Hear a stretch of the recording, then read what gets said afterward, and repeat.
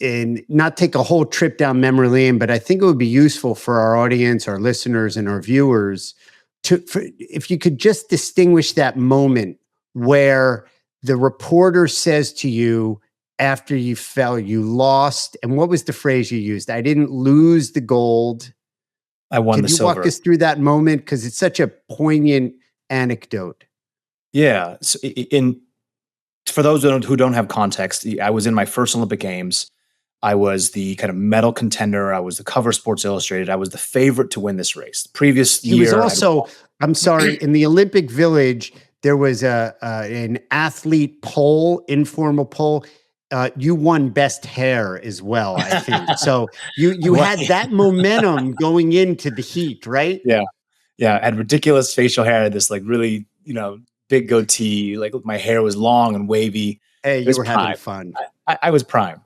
Yeah. So in my first Olympic final, I had won this race many times in the year prior. I was the favorite with like a quarter lap remaining. Actually, I was in the lead, and then an athlete had fallen into the side of me, and we had all fallen into the pads. Scrambled to my feet, threw my skates across the finish line to finish. Didn't know what place I had received. Ended up winning the silver.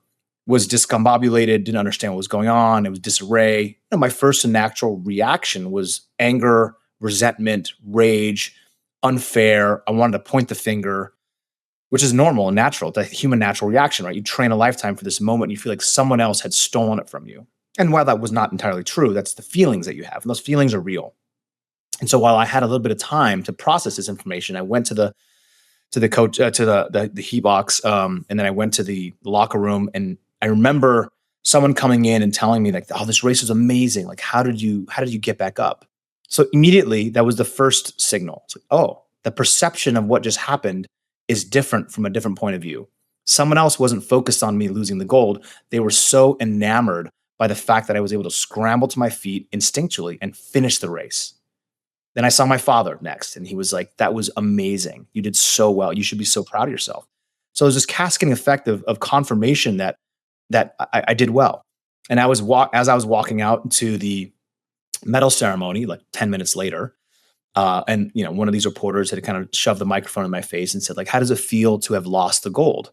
Right. Which is, a pretty aggressive question, but also one that is a good question. And it's aggressive. It's loaded. I guess it's expected.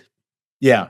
And they teach you through media training you want to draw out the raw emotion of the moment, which is exactly what that question is. Like, look, how does it feel that you almost won the gold and you lost it, And I, for some reason, as this 19-year-old kid who is me going on 15, I always joke, I somehow blurted out, I didn't lose the gold, I won the silver.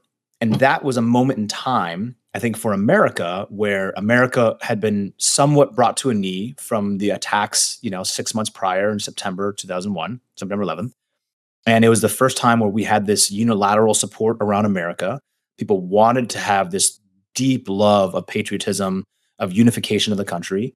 And it was this beautiful moment. And so I didn't know the effect of what was going to happen by saying that, but this thing had resonated through me. And I chose to respond versus react, because if someone had asked me immediately after I had stopped, I probably would have not said that, because there was time to be able to process this and get perspective. That was the learning lesson, Seth, is that when we can train ourselves to respond versus react right away, and sometimes we don't have a choice, we have to react, right? And you're in the midst of whatever that is. But we should always be urging ourselves and pushing ourselves to respond, because response is the small space that gives you time to contemplate, to not hesitate, but just absorb and marinate for a second. And your response is much more conducive to the goal that you're actually trying to achieve, versus your reaction can be very defensive. It can be out of anger. It can be out of whatever stuff. And it typically is not tied to the outcome that you desire. And by doing that, what it was doing to my brain was retraining my brain to be in a state of gratitude for the opportunity to represent the United States, to compete my heart out, and still celebrate this win or this achievement or race, regardless of the outcome, even though I wanted to win, even though I was so competitive. And obviously my goal was, the color of the medal was to be gold, not silver, but there has to be a surrendering to a particular result or outcome.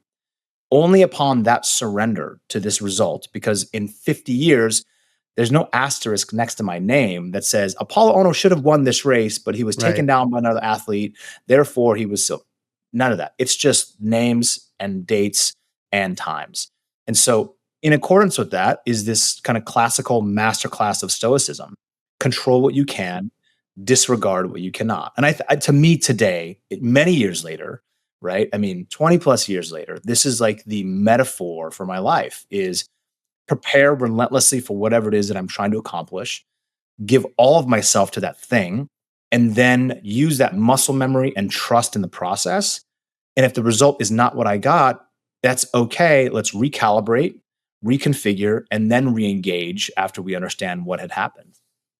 And there is that through line of stoicism there. You know, every time I hear the story, there's a different aspect that really speaks to me, whether it's because, you know, I'm in a certain part of fatherhood where your Mm, father is a character in the yeah. in the story, or the language that you use, or the concept of respond versus react. There's just so many realms of that story that speak to me.